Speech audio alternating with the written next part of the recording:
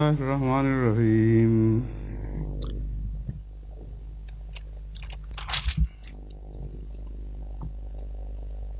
ولقد نصركم सिर्फ है ना लेकिन जो पहली आयत थी इसको बताता हूँ बाद में फिर उसका लगा ठीक है أعوذ بالله من الشيطان الرجيم بسم الله الرحمن الرحيم ولقد نصركم الله ببدر وأنتم أذلة فاتقوا الله لعلكم تشكرون إذ تقول للمؤمنين لن يكفيكم أن يمدكم ربكم بثلاثة آلاف من الملائكة منزلين بلى إن تصبروا وتتقوا ويأتوكم من فورهم هذا يمددكم ربكم بخمسة آلاف من الملائكة مسومين. And Allah had already helped you at Badr when you were weak. So take Allah for your protector, that you may be grateful. When thou didst say to the believers, will it not suffice you that your Lord should help you with 3,000 angels sent down from on high? Ye, if you be steadfast and righteous, and they come upon you immediately in hot haste, your Lord will help you with 5,000 angels attacking vehemently.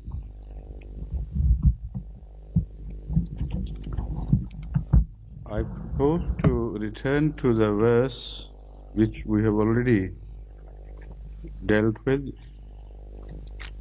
that is وَإِذْ غَدَوْتَ مِنْ أَهْلِكَ تُبَوِّئُ الْمُؤْمِنِينَ مَقَاعِدَ لِلْقِتَالِ, because some enemies of Islam, like I have quoted Very, Sale, and of the recent ones, and very vehement enemy of Islam, Mr. Montgomery Watt, who is still alive, there is certain criticism which needs to be answered, rebutted, and in the previous address I could not finish that treatment of the attack. So I'll return to that after I have finished the discussion of Uhud in the verses which I have just recited. وَلَقَدْ نَصَرَكُمُ اللَّهُ بِبَدْرٍ وَأَنْتُمْ أَذِلَّةٌ.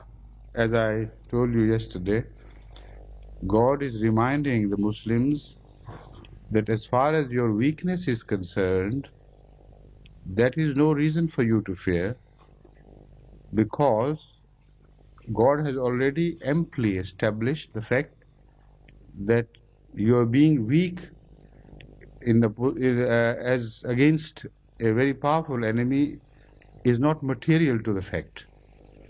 What is material is Allah's help, which has been guaranteed you. So when you have already seen a wonderful demonstration of Allah's promise being kept against such odds as you faced in Badr, then why there should be any reason for you to fear and be concerned with your own weakness? This is the message delivered in this verse. وَلَقَدْ نَصَرَكُمُ اللَّهُ بِبَدْرٍ. God has already given you great victory on the day of Badr, while you were very weak and totally defenseless. Azillah means somebody who is incapable of defending himself. فَاتَّقُوا اللَّهَ لَعَلَّكُمْ تَشْكُرُونَ. The real strength you can gain is from Allah's fear, not the fear of the enemy. So the word fattaqullah in juxtaposition to the subject discussed is so beautifully fitted. On the one hand are the fears of some weak Muslims against an overwhelmingly powerful enemy, which they might have entertained, how we're so weak, so strong, so small in size against a well-trained, overwhelming army of a much larger number. What can we do? These were the fears which must have been entertained by some of the Muslims. So they are addressed. They said, you know already that it was the fear of Allah which saved you from the fear of the enemy previously on the day of Badr. So return to the same recipe again. That is a well-tried recipe. Turn to the fear of Allah, and you have no other fear to overwhelm you or to cause you any damage. So, لَعَلَّكُمْ تَشْكُرُونَ, then all that follows from taqwa is to be grateful. Now, in this expression, God has already promised a chain of victories, an unending chain of victories, because although it is not mentioned, but the word tashkurun explains this. What the Holy Quran has concluded is this: forget about your weakness. That's immaterial. What is important is taqwa, fear of Allah. So if you have fear of Allah, what will follow would be you being grateful to Allah. So one is not grateful to somebody for inflicting defeat on him or inflicting humiliation on him. This expression, you will be grateful, means that you will see to it, we'll see to it that you end up with such great victory and with a sense of achievement that all you are left to do is to be grateful to Allah and to be grateful to Allah and to express your gratitude in a way that you will not be able to fulfill the gratitude which you do owe to Allah. لَعَلَّكُمْ تَشْكُرُونَ. Tashkurun is a state of constant expression of gratitude and unending, so that you continue to go on being grateful to Allah. Which means the mercy of Allah would be so big, so wonderful, that you will go on being grateful, but still you will not be satisfied, as if you had not done enough. So this is the picture which is painted in this verse. Al-Badr has been referred to repeatedly in the verse. But I should now turn to the true meaning of Al-Badr, because some of the people of younger generations, though they have heard of the word Al-Badr, they don't know the meaning. Al-Badr is the full moon. And it so happened that the Battle of Badr was fought on a day followed by full moon, or perhaps followed by a night with full moon, or maybe it was preceding, I'm not very sure. But that day was connected with a night anyway, either on either side, with a fully moonlit night.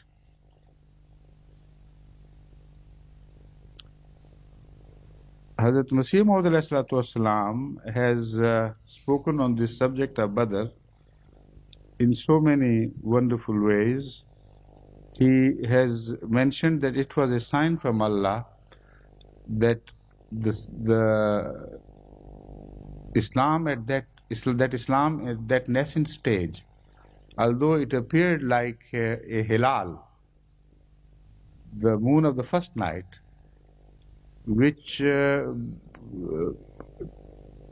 sometimes so weak in its light that people fail even to spot it.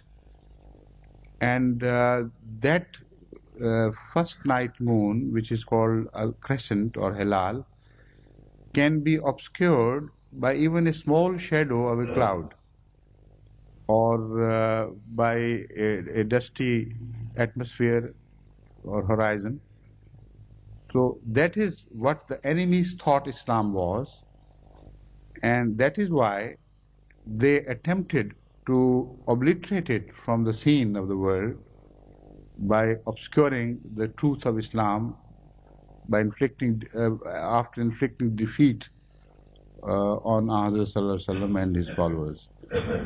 But God had so managed that the battle was fought on the day of Badr, which carried in itself a prophecy that this crescent is bound to grow into a full moon.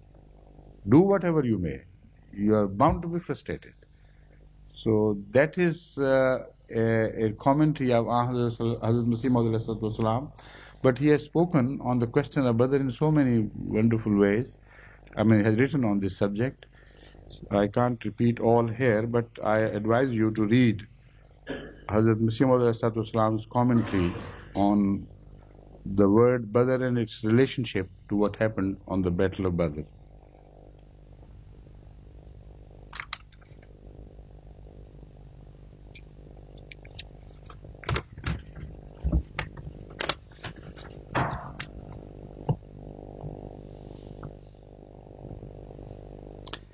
The word azilla, as I have already explained, is a position which is totally defenseless. This is what Tafsir Kabir Razi and Tafsir al-Khazin and Tafsir al-Kashaf and Tafsir al-Qasmi all believe it should be understood. This is how it should be understood. Az-zilla, not only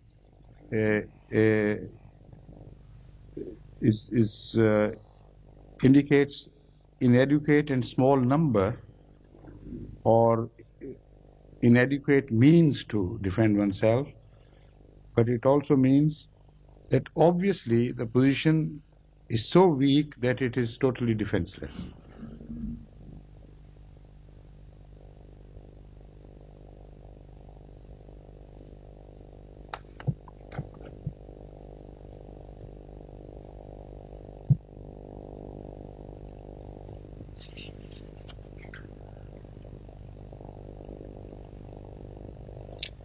This commentary of Hazrat Masih Maud on Badr, among other books, is found in Khutbah Ilhamiyah, the version which we had available has it on pages 182 and 185.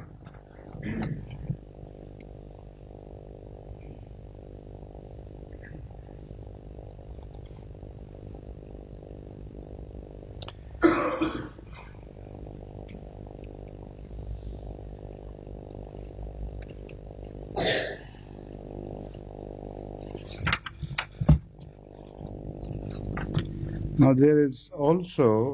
there are verses of the Holy Quran, mainly in Surah Anfal, which deal with the subject of Al-Badr.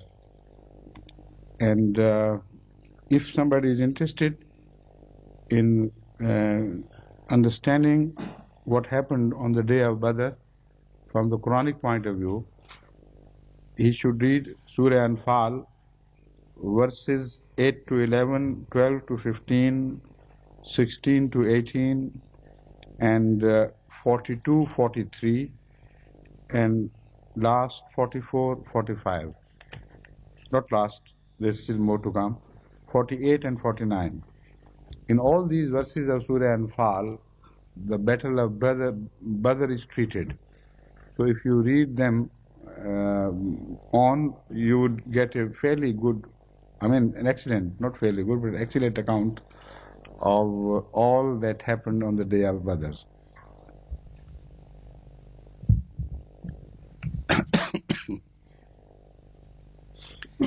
استقول للمؤمنين ألن يكفيكم أن يمدكم ربكم بثلاثة آلاف من الملائكة منزلين. And remember that day, that time, or when you are addressing the believers by posing a question to them, would it not suffice you if Allah helped you with 3,000 angels, munzaleen, descending from the heaven? Now this verse has been generally misunderstood or misinterpreted by many earlier scholars because their concept of angel is very material or was material. not exactly in the sense as the concept of Devi Dyota in Hinduism, but something bordering upon that. They used to believe that angels are something with wings or have human form. Of course, there are other classical Muslim scholars who do not agree with that. But this was the general trend of the age. So previous commentators have treated the subject of descent of angels in the form of visible warriors with strong built and some mounted on steeds, black or white steeds, and well armed and well clad. So they have been reporting such visions, particularly in relation to Badr. And that is why some of the commentators have gone to believe that these verses which mention 3,000 angels or later on 5,000 angels, they pertain to the time, to the event of Badr, and they are not applicable to to the Battle of Uhud. Of course, a very strong party among the commentators, early commentators, including some Sahaba, firmly believe that these verses are applicable to Uhud and not to Badr.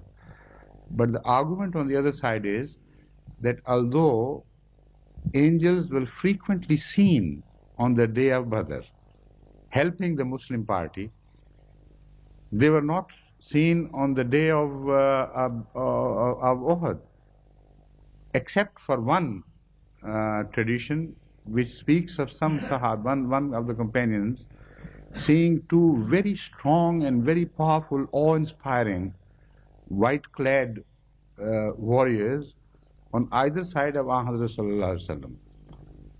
But he was the only one who saw this. Obviously, this is a vision, and such visions are commonly reported in religious experiences. That was he must have been worried, and God showed him that don't worry, we are to take care of our Prophet, you don't have to bother on this. So that must have been vision, but I believe that whatever has been reported about Badr was also a grand vision, because angels do not have such forms. They don't have to fight a weapon with fight a battle with material weapons. They are beyond that. They are ethereal. They are not physical and material as we understand things. So that must have been, they could have been either apparitions, which are rather airy in concept, or a grand scale vision to prove to the Sahaba, to the companions, that what has been foretold by Ahmad Sallallahu Alaihi Wasallam is to be taken seriously and is to be believed in. Such large-scale visions are also reported in Islamic history, like the vision of Hazrat Umar Radiyallahu Ta'ala Anhu,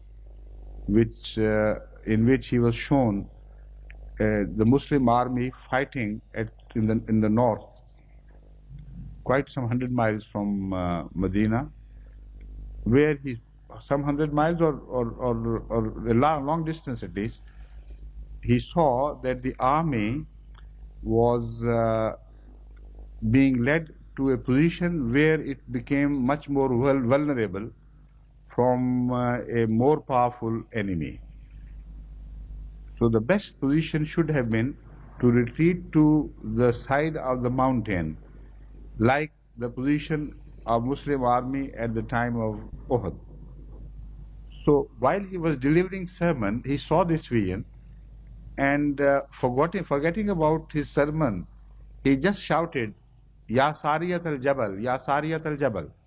Sariya was the name of the general, a Muslim general, whom he was giving this instruction, O Sariya, take to the side of the mountain, take to the side of the mountain. And this voice was heard by the whole army at that long distance. So exactly this is what they did immediately, and an impending defeat was turned into a glorious victory. So as it happened at the time of Hazrat Umar, why could it not have happened at the time of the Holy Prophet himself, who was the source of all blessings of such visions? So that is why I want you to understand these things in the form of some spiritual experiences and visions, and not in the form of angels taking a real material form and body to come and help, because they help in different ways. So if they were not seen at the time of Uhud, it does not mean that they were non-existent, they were not non-present there. It further indicates that the presence of the angels is spiritual and is not physical as some people expect. So in the light of this, there are two phases of the battle which have been referred to by these two verses. The first phase is the first period of the Muslim contact with the enemy, when they almost routed the enemy and the enemy was in full rapid hasty retreat. It says that God is powerful, God has all the power to help you with 3,000 angels which would descend on this occasion. Although the tense appears to be future, but these verses perhaps were revealed after the battle of Uhud. So it was, the tense is Muzariya, no, a future tense, which also, let me say, right, no, I'm sorry.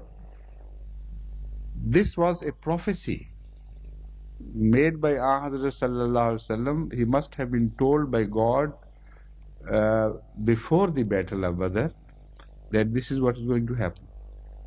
Because although the verses seem to be revealed after the event of Uhud, not Badr, these verses refer to what Hazrat Sallallahu Alaihi Wasallam was telling the Muslim army at the time of when he was giving them instructions and showing them the places they should occupy before the battle. So that shows that Hazrat Sallallahu Alaihi Wasallam had already told them before the beginning of the battle that angels would descend to help you, and 3,000 angels would descend to help you. Now, why 3,000? The number of enemy was 3,000. So it means that some spiritual forces were allocated the task of attending each of the invading a soldier to tackle him, I believe, psychologically, and to play havoc with his views of the time and understanding of what was happening. But the second verse goes on to build the subject by referring to a larger number. Bala in tasbiru wa tattaqu wa yatukum min fawrihim hadha yumdidkum rabbukum bi khamsati alafin min al malaikati musawwimin, which means that yes, why not? Why shouldn't help from the succor from Allah be sufficient for you if you show patience and exercise fear of Allah, وَيَعْتُكُم مِّن فَوْرِهِمْ, and even if they surprise you by a sudden unexpected onslaught, يُمْدِدْكُمْ رَبُّكُمْ بِخَمْسَةِ آلَافٍ مِّنَ الْمَلَائِكَةِ, God will help you with 5,000 instead of 3,000 angels, musawwimin, means those who have been marked for this occasion. So this is 100% certain that Ahmad sallallahu alaihi wasallam had included this message in his instructions delivered before the battle had started. Because all the Muslim and non-Muslim scholars alike are agreed on this, that whenever the Holy Quran speaks of an event of the time of Ahmad sallallahu alaihi wasallam, it has to be taken literally, to literally correct in every detail. Because even the most vehement enemies of Islam from among the Westerners have accepted this principle, that if the Quran refers to a matter of the time of Muhammad sallallahu alaihi wasallam, if the Quran misreports it, then all the followers of Muhammad sallallahu alaihi wasallam would know that it is false, it is a lie, it is a misreport. So they would turn back to their original older faiths and abandon Islam. So they say it was impossible. They believe that the Holy Quran was concocted by Muhammad sallallahu alaihi wasallam. Yet they have to give credit to this, to the Holy Quran's version of the time, the events of the time. So in view of this principle, one has to admit that when the Holy Quran even later on refers to this instruction, which was given to the Muslim army by Muhammad prior to the battle of Uhud, it must have been exactly what he said. So it is a prophecy. And I believe it was fulfilled verbatim twice, exactly as it has been reported. This prophecy also contains the prophecy of temporary defeat of the Muslims. This prophecy also refers to the temporary overwhelming sorrow of the Muslims at the news of Ahmad sallallahu alaihi wasallam's reported death. Because if you read it again in the light of what I have explained, then everything will fall into pieces in the correct places. Istaqulu lil mu'minina allan yakfiyakum an yumiddakum rabbukum bi thalathati alafin min malaikati munzilin. This doesn't show any period of peril or fear or danger. It is straightforward statement of Muslim victory with the help of angels. And it happened. The second verse says, Bala in tasbiru wa tattaqu.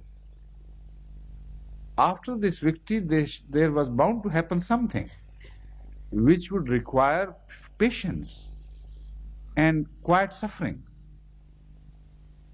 And that patience was very much needed by every Muslim when they heard the news of Ahmad sallallahu alaihi wasallam's falling victim of the war, having fallen victim of the war.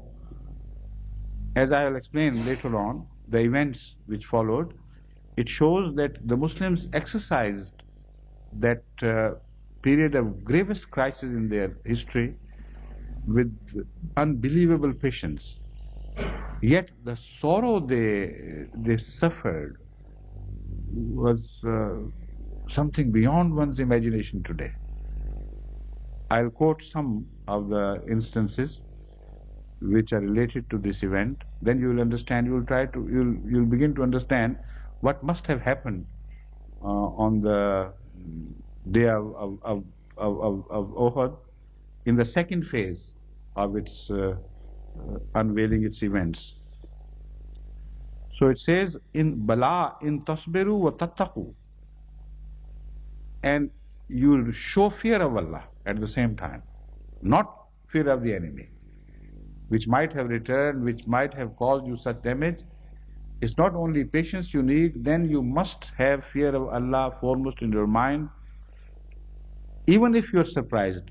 Min fawrikum haza means that there was a prophecy that the Muslim army after the first victory were going to be unpleasantly surprised, causing grave damage to the Muslims. Still God will increase His help at the time of crisis, at the time of confusion, more help is needed, not less. So that is why the number is increased from 3,000 to 5,000. But then later on God explains further. I'll turn to a verse which falls later, which says that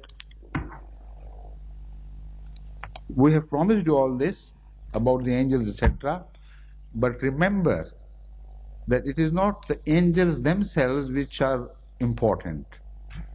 All help comes from Allah, and it is that what matters. So this expression elaborates the situation by pointing out that don't overemphasize the concept of angels and their physical presence, etc. What is required is help from God. What matters is help from God, and He has so many ways of helping you. So the terminology of angels is only used to satisfy your hearts. What is important, what is essential is help from Allah, which you did receive and which we had promised and provided you at the time of crisis.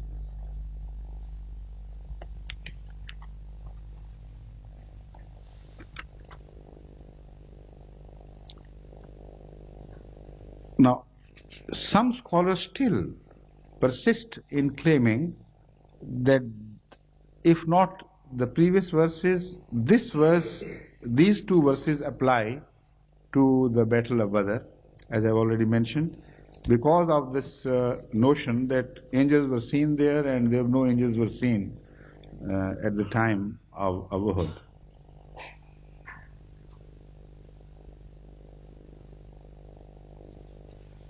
Allama Alauddin Baghdadi also is of this view.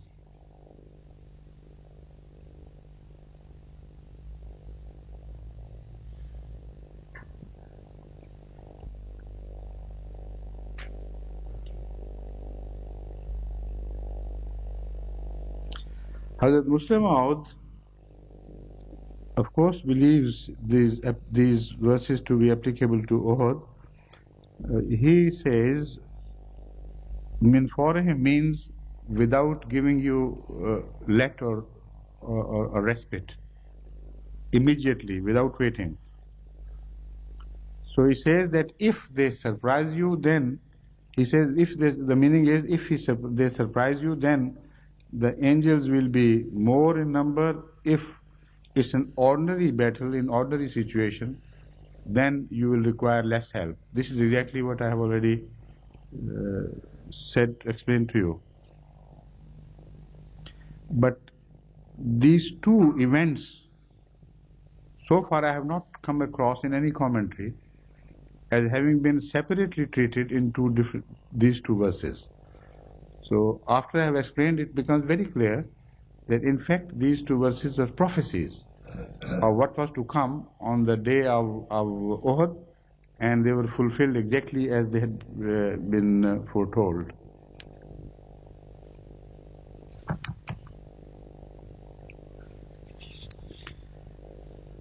Fara, foreign,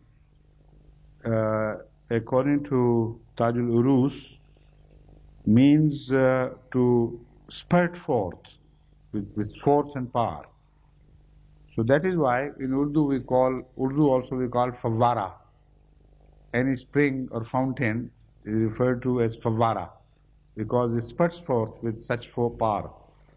So when for him hada does not only mean that it is the suddenness which will be against you, but also with the fervor and the strength and the force would be very powerful, very overwhelming, and it may scare you.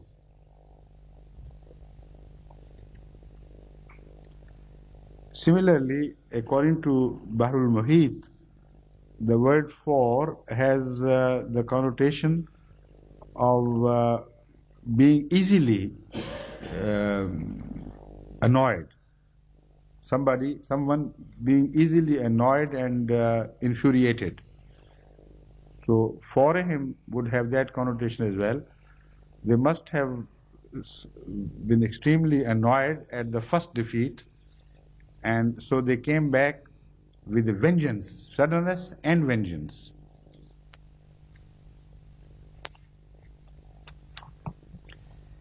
About the hell, the Holy Quran has used the same expression, وَهَيَ تَفُورٌ, in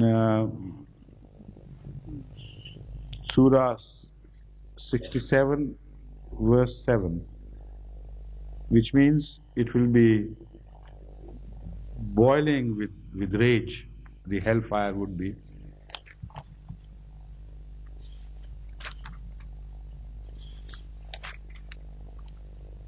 Mufradat Raghib declares that the word, the expression musawwimin,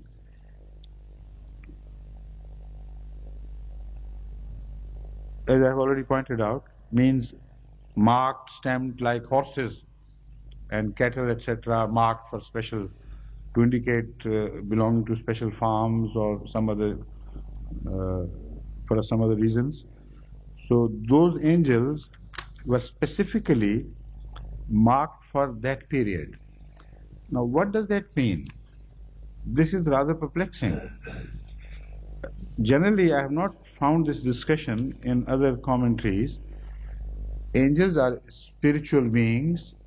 They could not have been marked like this. And what did they do afterwards? After that the purpose was served. So, I believe it is a much profounder phenomenon which is referred to. You know, we have a system, an antibody system in our natural defenses provided to us, where millions of types of antibodies can be created for specific purposes. Unless they are created for that specific purpose, they are useless and meaningless. For instance, if somebody has a common cold, even that common cold which is described by this common word common cold is not of the same type every time. That is why the medical profession has so far failed to invent a single medicine for common cold. Every time the virus comes in different shapes and sizes and attitudes and powers. So how ultimately the common cold is defeated?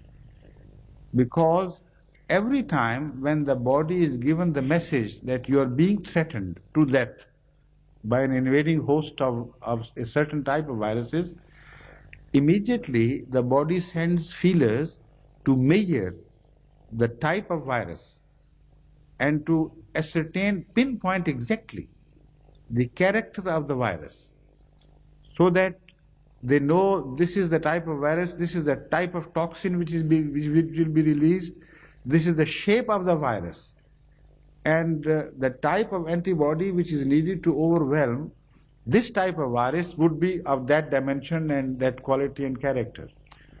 Now, you will be surprised. But this is not just a tale, a fantasy. It is exactly how it happens. So in the body, when a special force of bodies, antibodies, which is trained in this art of reaching out first, the approaching enemy, and sending the message, they don't fight it. They just work as spies, forward spies, first band of spies.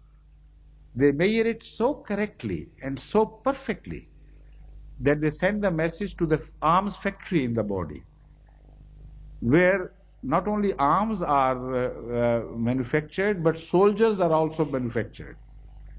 Normally, the body does not have the soldiers, abundant number of soldiers to meet with any situation. But each situation, the type of soldiers needed are created separately. And weapon system is also manufactured separately for each occasion. Even when you are pinpricked even at the slightest disturbance caused to the body, the same phenomenon takes place. Then the forward messengers would appear and judge measure the damage done to you and send the message that this type of treatment is needed at that spot, at the fingertip of somebody, of that person, and the damage is of that quality and that dimension, so reaction should not be overmuch. If there is a failure of communication, or if there is a panic caused by the nervous reaction of man, then the reaction precedes the preparation. And that is why you have some swollen fingers and bulging out knobs on the head, etc., where you are hit by something. But all this is done with exquisite detail to the event of the time. So musawwimin, I understand, refers to such a situation. Angels are needed to control this phenomenon. Hazrat Muslim Maud has at length dealt with the concept of angels, and it was for the first time I came across this most wonderful this new concept, the new attitude towards angels. I later on I found that it was, of course, his description of angels was based on writings of Hazrat Masih Maud alayhi salatu wasalam, but he elaborated them beautifully. So he told us in the book Malaikatullah that angels are specifically appointed for running all the huge the phenomenon of universe, all the huge what I should call karkhana, industry, or whatever you may call it. The entire universe is being governed by an untold number of angels which you simply cannot cost. That is why the Holy Quran says, as far as the host of Allah's angels is concerned, they are innumerable. Nobody can count them. So all laws of nature are governed by angels. That was a declaration made by Hazrat Masih Maud alayhi salam. Hazrat Muslim Maud elaborated it further and said that for each smaller part of the application of a law of nature, angels are required to direct. So all that you see in the universe is not happening by itself. The scientists simply refer to these things as laws of nature. But laws have to be enforced. You can't just make laws for them to get enforced themselves. Wherever there is a law, there has to be a law enforcing agency. So laws appear to be dead expressions of how things react in the universe and counter-react. But according to the Islamic philosophy based on the Quranic declarations, these laws have those who operate those laws behind them, and they are angels. So it is not just a myth that is being discussed here. The word musawwimin led me to believe that there were certain angels within their own psyches which control so many glands, their secretions, and things which can cause hallucinations, fears, hopes, depressions. All these things in thousands and thousands of forms continue to take place in our bodies. For each, like the production of antibody, a special type of angel is needed who would be created for that particular purpose. So during the first phase of war, different types of angels were required in different numbers. So God referred to that phase as helping you with 3,000 angels. Later on, a different situation arose out of the sudden turning of the tables against the Muslims and big confusion and sudden and unexpected attack from all sides. For that specific, angels were created for specific purpose. Their number was 5,000. So Musawwamin here means they were made to measure, made to fulfill a requirement. So I don't say that the angels come and go and die. I don't mean that. But the phenomenon they create is a transient phenomenon. They meet a situation, they treat it as ordered by Allah, and then that phase is over.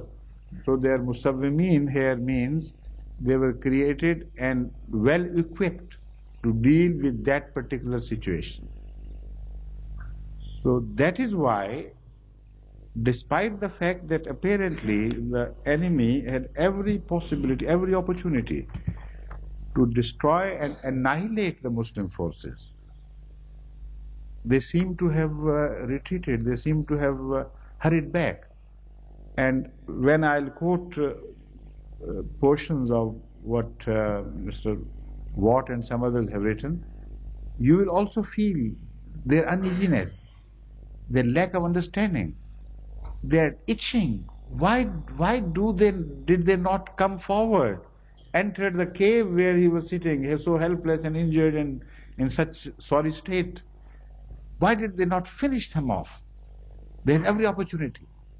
But suddenly what we see, they decide to retreat, run away, leave the whole place, go back to more than 200 miles from there. They had started this journey and it had taken so long for preparation. So these things can't be explained by their venom, just by saying that Muhammad invented this and Muhammad did that. They are just mad ravings on their part. The facts remain inexplicable, and they can be only explained with reference to these two verses. This was a prophecy made by the Quran, by the Holy Prophet of Islam, recorded in the Quran later on, but mentioned as a prophecy prior to the war, which got fulfilled exactly as it had been predicted. So it was a miraculous intervention by Allah which saved the day ultimately for the Muslims. Otherwise, it was impossible. So now is the time approaching for prayer. No, I'm sorry. Good. So we'll be able to finish this part. I was surprised why so quickly it has passed. Yes, like when for him, Haza, you know. This is verse. Which verse did we treat? 126. And now is the 126. Now is the turn for 127. وَمَا جَعَلَّهُ اللَّهُ إِلَّا بُشْرَى لَكُمْ. That is the verse which I referred to earlier. Which means that when we spoke of angels, we only meant to give you a glad tidings. That was all. Of something which would happen. Don't take it too literally. That is the sort of explanation put forward by the Holy Quran itself. Bushra lakum wa litatma'inna qulubukum. So that your hearts are put at rest. وَمَن نَصْرُ إِلَّا مِنْ عِنْدِ اللَّهِ الْعَزِيزِ الْحَكِيمِ. The important thing for you to remember is that all help comes from Allah alone, and He knows how to help you because He is Al-Azizul Hakim. Al-Aziz is a powerful person who ends up victorious. If you just describe somebody as powerful, it doesn't mean that in the end he will end up victorious. But Aziz is an expression of somebody's prowess and strength with relationship to the outcome of the combat.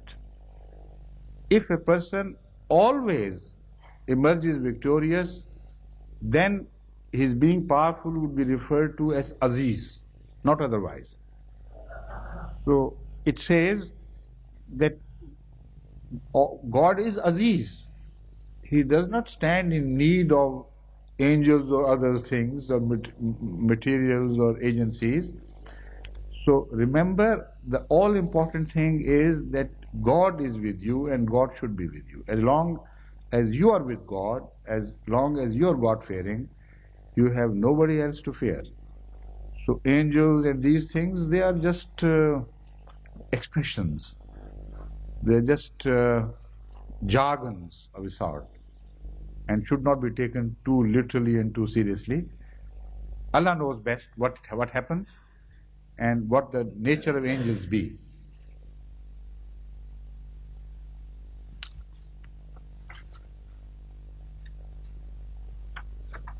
Now let me turn to Tafsir Razi, what Imam Razi has to say about it.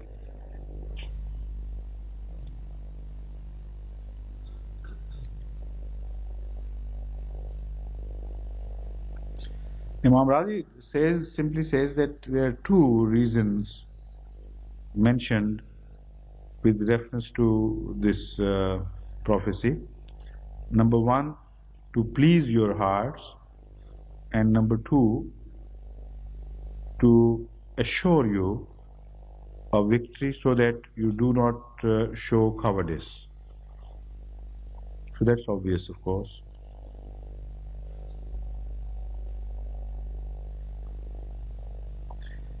Now, Tafsir Razi, I have very deep, profound respect for Imam Razi. He reaches to such depths as generally many other commentators fail to reach. He mentions the fact which I have already explained to you. Imam Razi says that immediately after the mention of the angels, this verse indicates that do not overemphasize the presence of angels. Do not have, do not be misled to believe that it is the angels which are important things for you. Allah says what is important is God's help. In whatever form it comes, it is immaterial comparatively. So this is exactly the import of this message, this verse.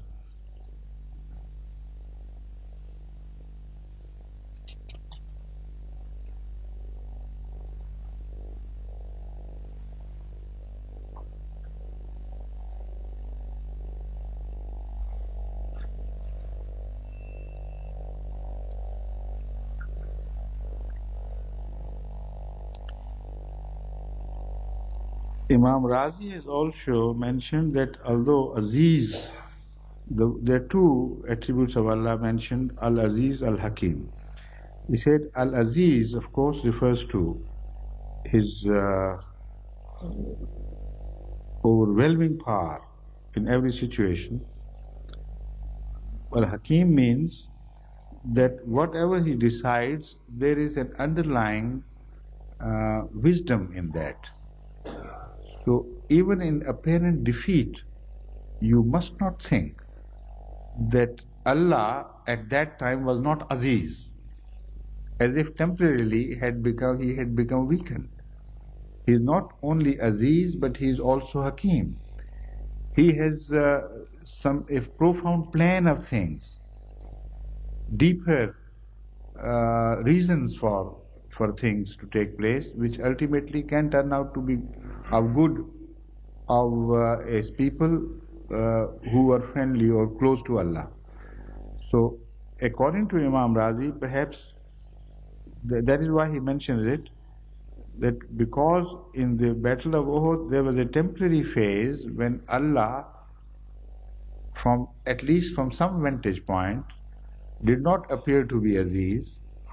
The Holy Quran reminds us that He is not only Aziz, but also Hakim. So there is wisdom in whatever He does. And when you study the effects of Battle of Uhud, of course there was so much wisdom in it.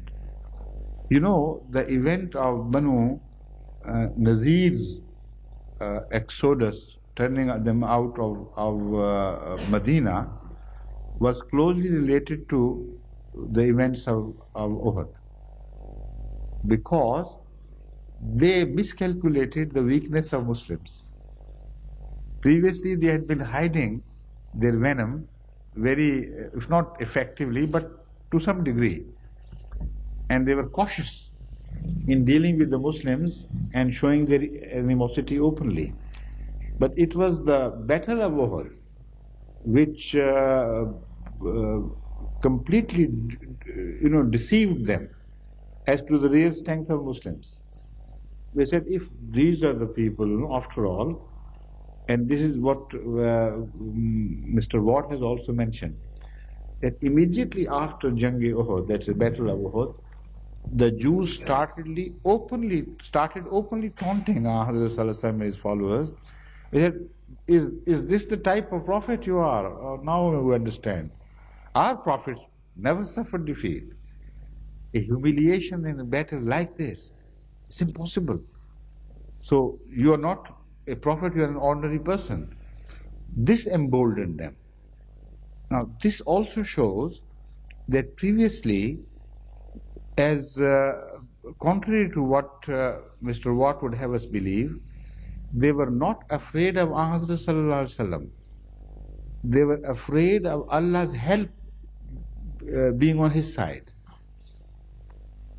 So, Battle of Uhud made them draw a wrong conclusion. They knew Prophet Muhammad and his prowess very well, and the number of Muslims which he commanded, of course.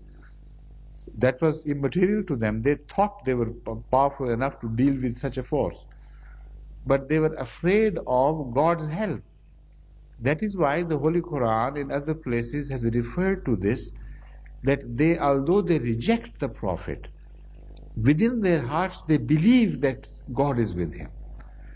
So, Jang-e-Uhud, that is the Battle of Uhud, became instrumental in exposing this contradiction within them. According to Mr. Watt, after the Battle of Uhud, they started openly criticizing and ridiculing Prophet Muhammad Sallallahu Alaihi Wasallam and Muslims by specifically pointing out that we are no longer under the impression that God is with you and you are a prophet. Even previously they had rejected him. Why do they say no longer? They say now the Battle of Uhud has established beyond a shadow of doubt that you are an ordinary man and you do not have any help from God. So this admission on the part of the Jews also points out to the previous thinking and the previous attitude. So although Watt has in his own style attempted to ridicule Prophet Muhammad Sallallahu Alaihi Wasallam himself with the help of the Jews, he helped me understand a phenomenon which was claimed by the Holy Quran, but of which we had no proof previously. You see, whenever the Holy Quran says that the Jews, although they reject as people of the book, deep inside they believe in the truth of the Holy Prophet. At least they suspect. If somebody had asked us, what is the proof? We could not offer any proof. Now this observation of what had helped me understand now that this is the proof of their previous belief about Muhammad Sallallahu Alaihi Wasallam. So once this fear of God was broken and shattered, as far as the Jews were concerned, they thought God was not at his side, or what happened at Uhud could not have happened. They got emboldened. And they started openly opposing Islam and hurting the Muslims by showing much greater defiance than ever before. That provided the justification to Muhammad Sallallahu Alaihi Wasallam for attacking them, because they then had already openly and clearly had violated the Misaq-e Medina, or the Pact of Medina, and were vulnerable to attack justifiably. So that ended up in their expulsion from Medina. So that was one of the victories of the Battle of Uhud. So when the Holy Quran says Wallahu Azizun Hakim, it means that you are hasty in your expectations. You think God must show His power every moment without planning ahead. But even in apparent transient defeats, God has deeper wisdom, which is revealed later on by the events to follow. So it has left two fruits with us, this event. The Jews are exposed. They have to confess that prior to the Battle of Uhud, their denial of Muhammad sallallahu alaihi wasallam was not justified, because within their hearts they did suspect that he was a man of God. That is one fruit of Uhud, that we have got that proof. And the second is their animosity was surfaced, and they openly started defying Rasulullah with the result of their own annihilation in the end.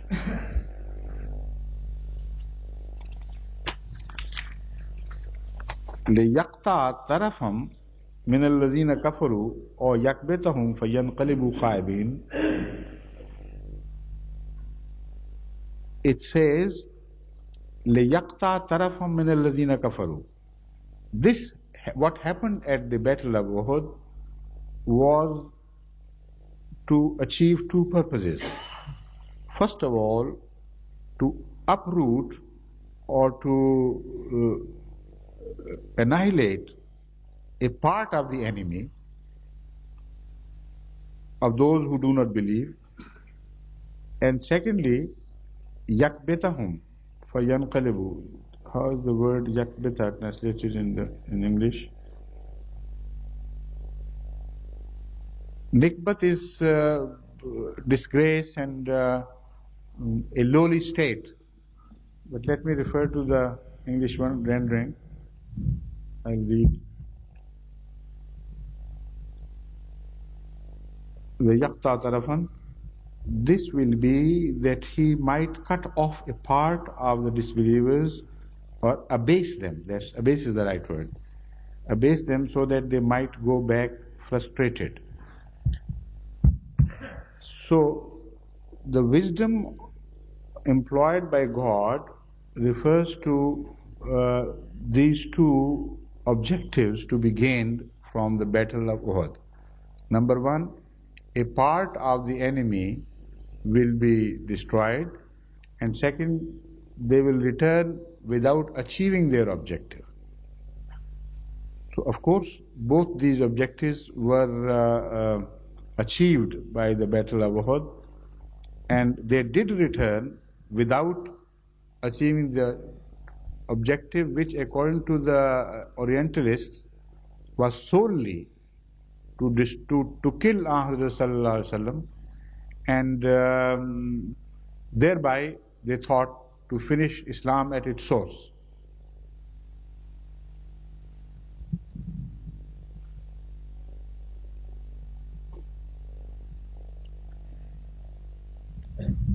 Let me see what other commentators have to say on this.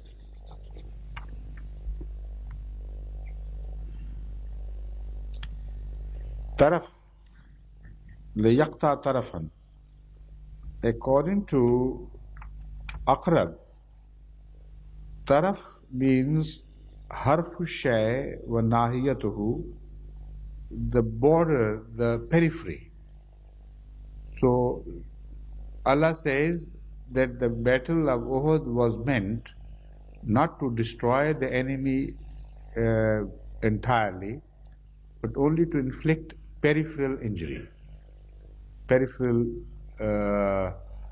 destruction at the borders, not at the heart of the enemy. You see, this is exactly opposite of what was meant at the Battle of Badr and what was achieved.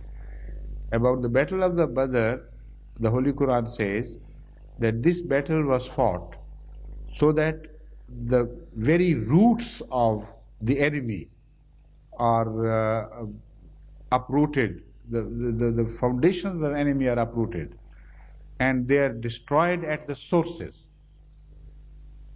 Now, this is a very interesting comparison, because that objective was completely fulfilled by the Muslims. And as I will quote Montgomery Watt next time. He admits, he names them one after the other, says, these were all the important people of Quraysh. They were completely destroyed and annihilated. There was no leadership left behind. So that was the purpose of the first war, which was completely fulfilled to the advantage of the Muslims, for the sake of the Muslims. The purpose of Uhud was from the side of the Mushrikeen of Mecca, to uproot Islam at the sources and to destroy its leadership. In that purpose they failed. You see, this was, according to them, it was a tit for tat for Badr, but a tit for tat which did not happen in fact. If Islamic leadership had been destroyed, particularly if Ahmad had been killed, God forbid, then of course they would have succeeded. So the Holy Quran says the purpose of the battle was not to uproot the enemy, because the enemy had already been uprooted at Badr. We have demonstrated to you that was the purpose, and we did achieve that purpose. This time it was the enemy on the attack to take its revenge, so it returned with peripheral injuries, of course, but having been defeated in its purpose. That is the word that is the connotation of the word nikbah. No, not nikbah, what was it? Yakbetahum. So they would be abased, they would be brought low, because they would fail to achieve the prime objective of this invasion, and will return without anything in their hands.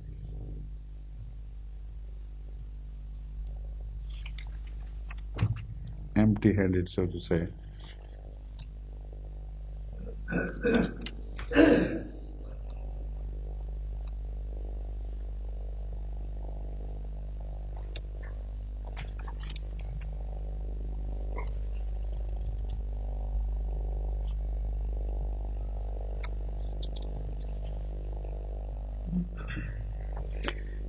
تفسير فتح القدير للشوكاني, Imam Shawkani has connected these two things. I've just read this. I'm surprised to find that Imam Shawkani also drew the same conclusion, that here in this verse the comparison is with the objectives of Badr, where Muslims succeeded and they failed. Here they failed in achieving their objectives.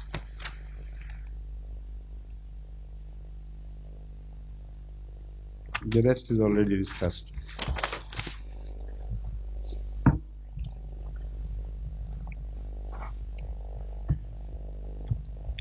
ليس لك من الأمر شيء أو يتوب عليهم أو يعذبهم فإنهم ظالمون.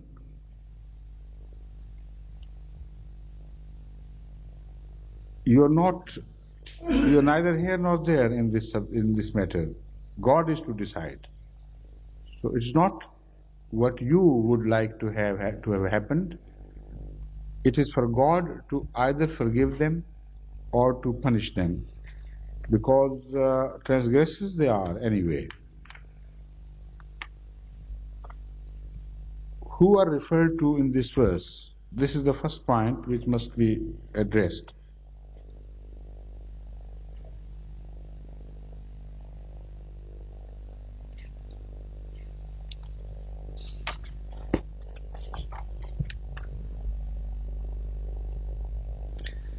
Different explanations have been forwarded.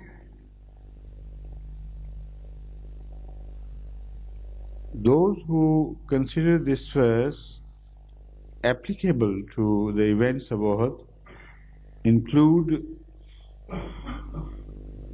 Imam Razi, Imam Shawkani, Allama Zimashri, Allama Qurtubi, etc. But only Allama Alauddin, the author of Tafsir al-Khazin, has taken it to apply to a different incident, that is the incident of Bir Mauna, where 70 Huffaz al-Quran, 70 companions of the Holy Prophet who had memorized the Holy Quran, were treacherously slaughtered, except for one who escaped somehow, but all the rest, one or two, I think one escaped during the battle, during the time when they were surrounded, and one other, because of some tribal associations, was spared. But anyway, one or two were spared. All the rest of the companions were murdered cold-bloodedly. So Imam Alauddin would have this verse applicable, this verse refer to that event.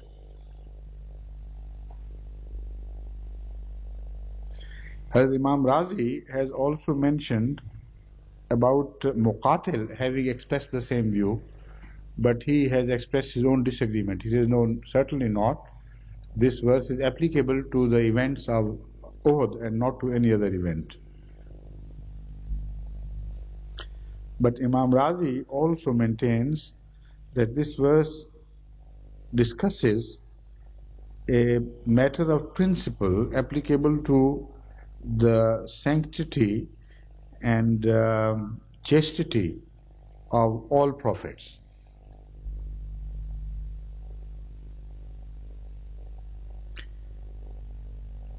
You see, this is a very interesting conclusion he has drawn. He says, why suddenly God says, addressing to Prophet ﷺ, that the matter of how these people are disposed does not lie with you. The question does not lie with you. It's not in your power. We will decide what we have to do. Imam Razi says the merciless murder of Hazrat Hamza, who was very dear uncle of Hazrat Sallallahu Alaihi Wasallam, and mutilation of his body, and later on chewing of a portion of his liver in expression of extreme vengeance and wrath by Hinda. These had infuriated Hazrat Sallallahu Alaihi Wasallam, or at least so profoundly saddened him that he might have thought of reacting to this and inflicting some similar injuries upon the enemy. So Imam Razi says perhaps this refers to that. But Allah says, we will take the matter in our own hand, then it is for God either to forgive them or to punish them. Now, if you understand this to mean what Imam Razi would have us believe, then it would infer that perhaps God has shown through reflection his displeasure of Ahmad Sallallahu Alaihi Wasallam's reaction in a very delicate manner, that we can also forgive, but perhaps you will not.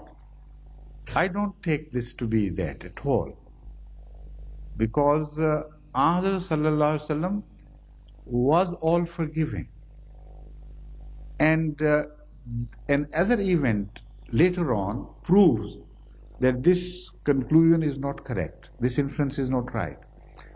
Because if Ahmad Sallallahu Alaihi Wasallam had understood it to mean that you must not take your revenge or show your displeasure at the culprits who had expressed such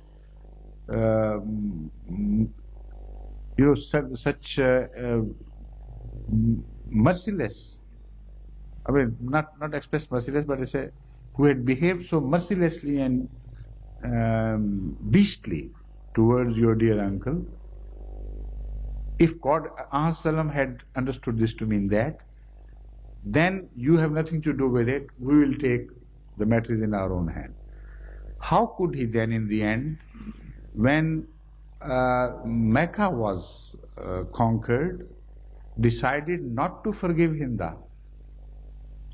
Hind or Hinda? Hind. I'm saying.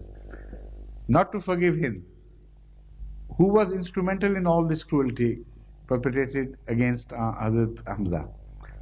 So, if this verse applied to that situation, Muhammad Sallallahu Alaihi Wasallam must have understood it much better than Imam Razi or anybody else. Then it was impossible for him to decide that Hind would not be spared, she would be killed, as her war crimes during the Battle of Uhud. Also, what follows gives a lie to this conclusion again. When Hind, disguised as a Muslim, a lady who had joined the party which was getting initiated at the hand of Muhammad, during that period spoke up, could not suppress herself because she was a very lady of some very pronounced characters. Muhammad recognized her voice. Despite his decision that he would revenge the mutilation of Hazrat Hamza from Hind, at that moment he accepted his plea for forgiveness and forgave her. So this verse does not mean that you will not forgive and we will forgive, as if Muhammad had reached the limit of his mercy and beyond that he was incapable of forgiving his enemies. So this is not a right conclusion. Imam Razi is a great commentator, no doubt, but here he seems to have failed.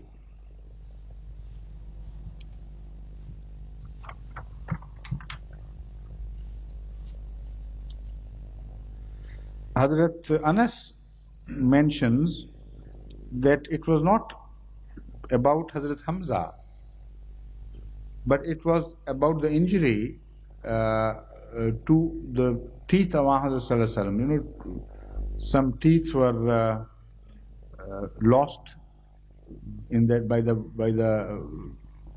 striking stone. You know, they were smashed out. So it's Hazrat Anas says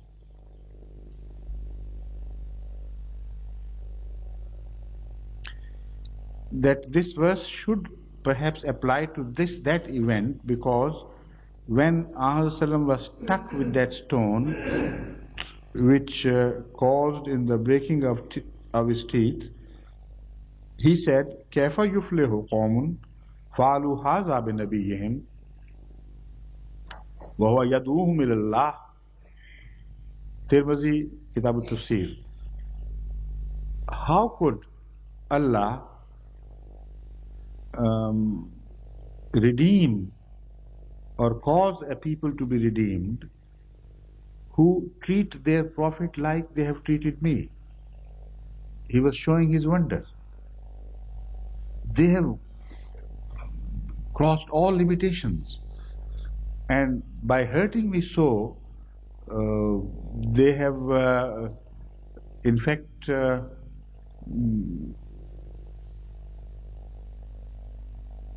what's the word? You know, the word is missing me, but what I mean to say is, this indicates that by acting in the manner they have acted, they have ceased to deserve Allah's forgiveness.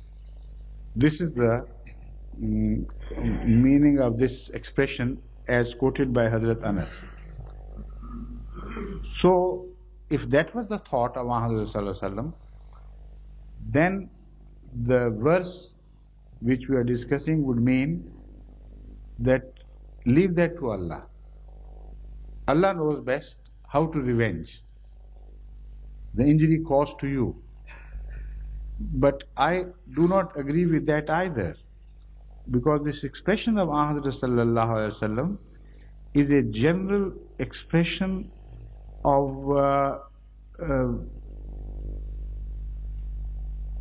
regret at what they do, of his helplessness to stop them from inviting Allah's wrath.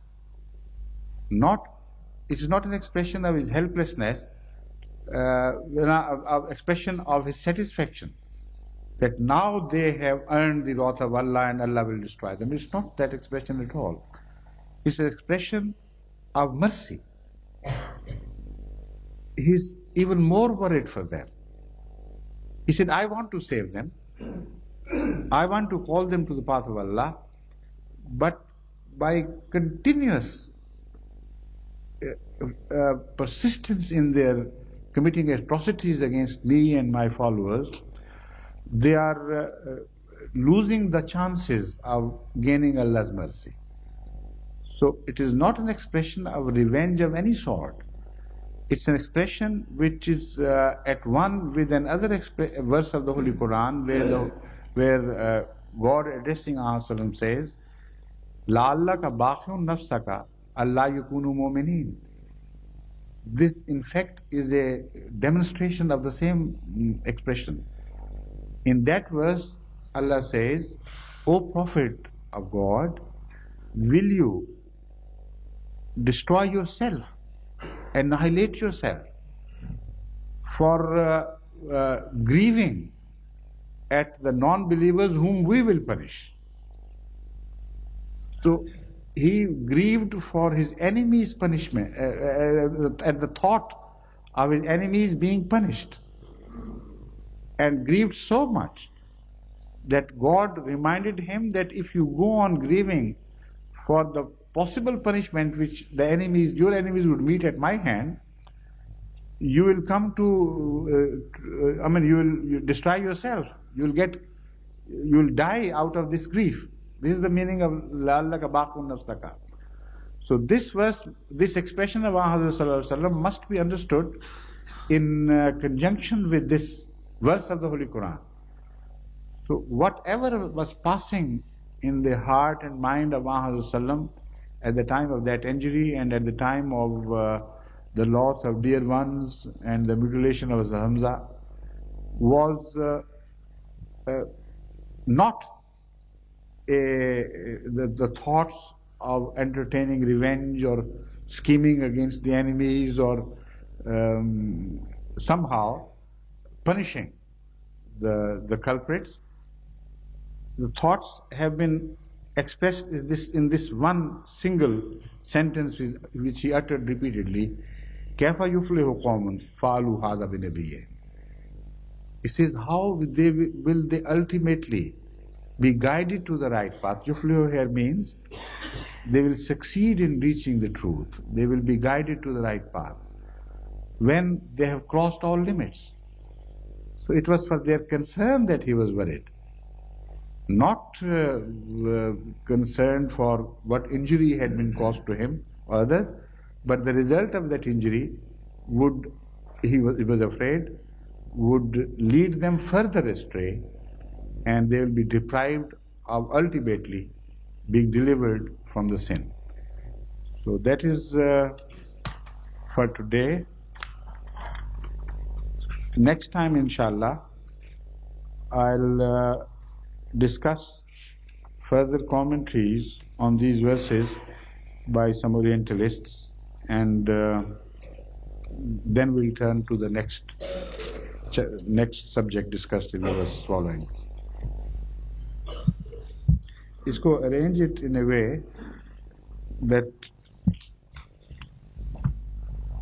the verses we have finished already should be followed not by the next verse in order, but by the same verse which I referred to earlier, so that I can return to the treatment of Battle of Uhud by the hostile Orientalists. Then after that we'll turn to the next verse and pick up the thread from there, right?